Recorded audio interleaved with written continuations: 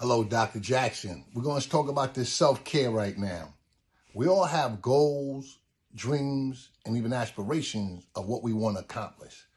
But along that journey is some things we have to look at, which is there's 4 elements of your self-worth and your self-being, and that's going to motivate you to make sure you're all right, which is the 4 phases of we're going to talk about self-care, psychological care, emotional self-care, and that spiritual self-care. These are things that you have to have knowledge on when you're trying to reach a goal. So I want to touch these real quick. So the physical care is making sure you're eating regularly, you're exercising regularly, and most of all, that you're eating healthy.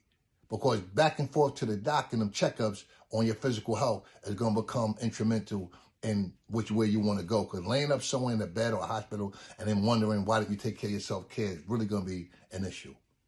When we talk about that psychological self-care, we're discussing really making time for yourself and to self-reflect on where you were, where you're going, and where you're at. That psychological self-reflection.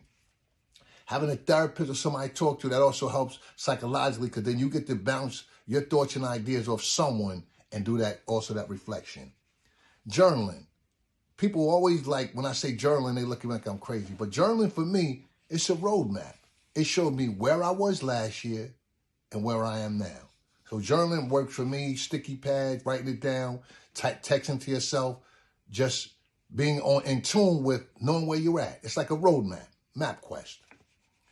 That emotional self-care. That emotional self-care is spending time with others and people that really love you and that you love. Not being with, quote unquote, the haters, why be with them?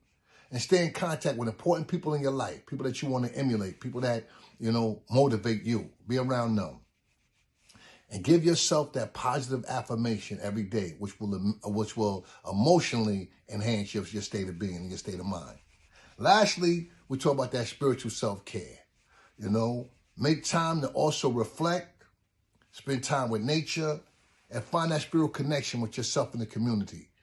Whether you read the Bible, you go to the mosque, or you Buddhist and go to the temple, whatever your spiritual connection is, spend time with getting in touch and in tune with that.